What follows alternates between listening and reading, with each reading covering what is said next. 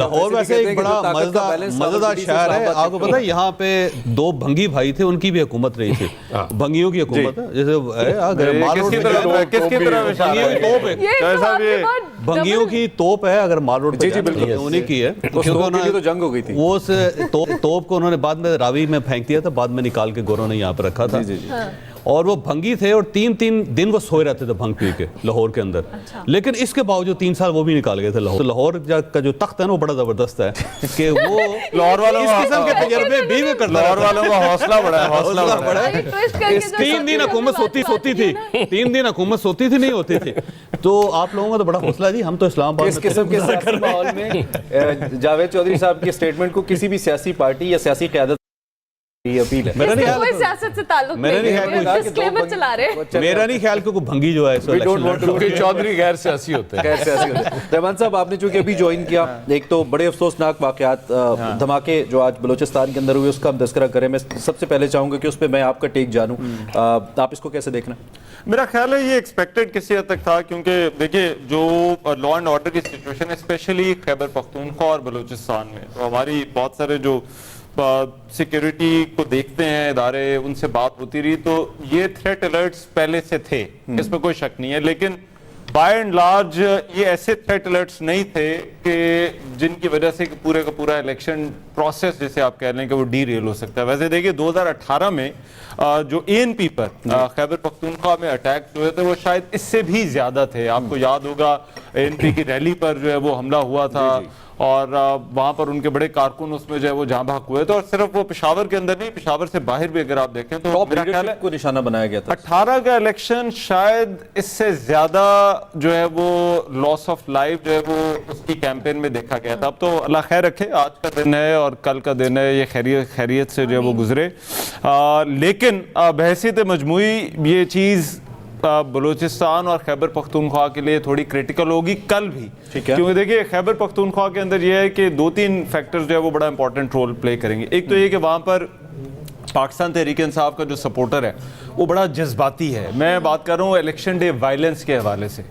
اور دوسرا جو ٹریڈیشنل پولیٹکس کا مقابلہ ہے, خٹک صاحب کی پارٹی ہے ANP ہے. ANP اس وقت بڑا سیریسلی زور لگا رہی ہے کم بیک کرنے کے لیے, اور کچھ حلقوں کے اندر ان کی پوزیشن اچھی بھی ہے.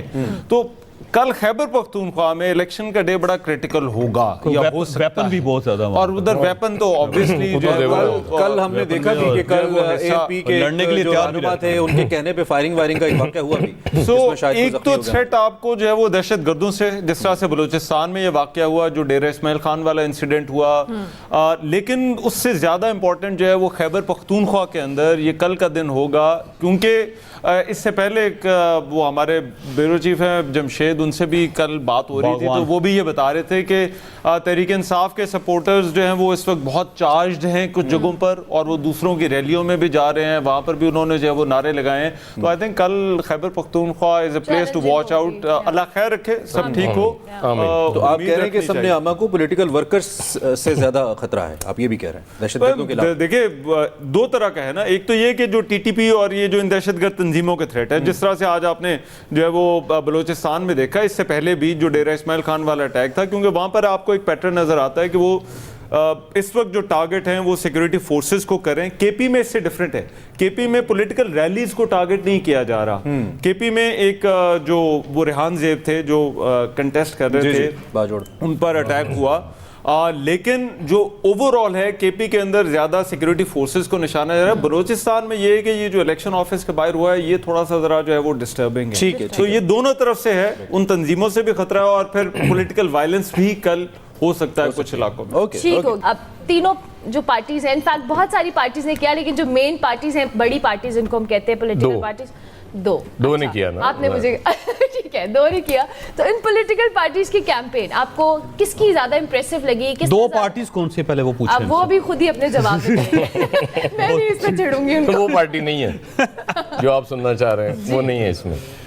دیکھیں ایک تو پہلے چوئی صاحب انہیں امریکہ اور برطانیہ کا حوالہ دیا نا, کہ وہاں الیکشن کبھی ملتوی نہیں ہوا, اور وہ حوالے سے مشہور ہے کہ عدالتیں کام کر رہی ہیں, تو اس کا مطلب سب کچھ ٹھیک ہے.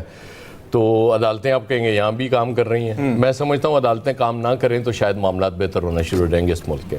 یہ میری ذاتی رائے ہے. Campaign no doubt peoples party ने जल्दी शुरू की, बेहतरीन कैंपेन की। PMLN लेट आई, मुझे नहीं समझ आई कि मेरे कायद रिलक्टेंट क्यों थे शुरू मंशूर में। भी पहले पीपल्स पार्टी नहीं, वो मतलब जा भी नहीं रहे थे जलसों में, कहीं सुनते थे जा रहे हैं, फिर वो लगता था कि नहीं एक स्टेप पीछे हट जाते थे। बहुत एंड पे आके लीड शुरू किया। ताड़ी गल नहीं हुई, नहीं मेरी गल नहीं ना होंदी उन्होंने, कायद मेरी गल सुनदे नहीं। कायद हैशटैग साड़ी गल हो गई ਕਾਇਦ ਨੂੰ ਗੱਲ ਕੀਤੀ ਨਹੀਂ, ਉਹ ਕਾਇਦ ਦੀ ਗੱਲ ਹੋ ਗਈ ਸੀ।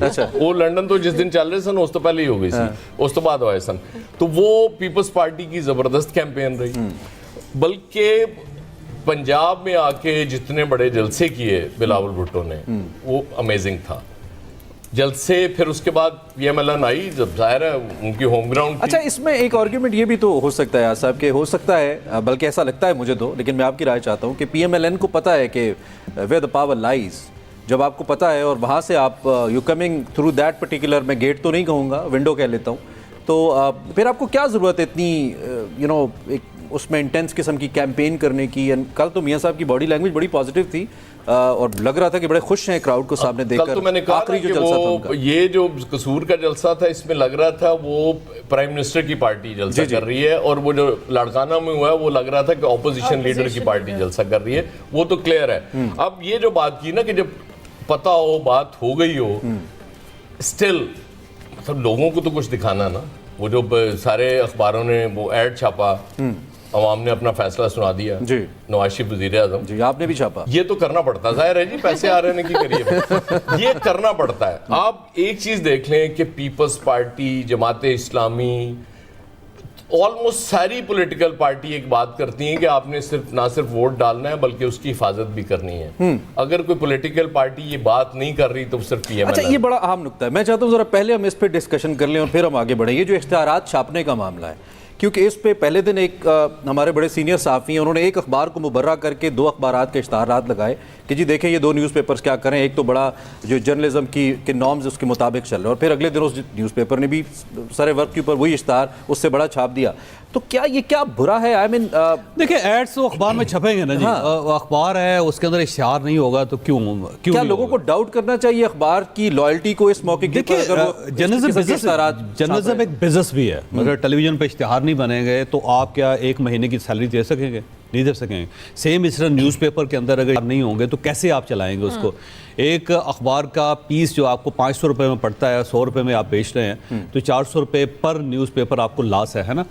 तो वो लॉस कहाँ से कवर करेंगे आप? और फिर ये है कि आपने 1000-1200 लोगों को सैलरीज देनी होती है हर महीने, तो इश्तिहार के बगैर तो अखबार नहीं चल सकता। लेकिन जैसे इसमें एक बात ये है कि जब टीवी पे हम इश्तिहार चलाते हैं तो we write paid content, political advertisement, लेकिन अखबार पे ऐसा हम कुछ लिखते नहीं है, ना लिख सकते हैं। हम आप ऐड होता है, सबको पता होता है। आपने बस लाइफ बॉय का इश्तिहार है, उसका नीचे लिखा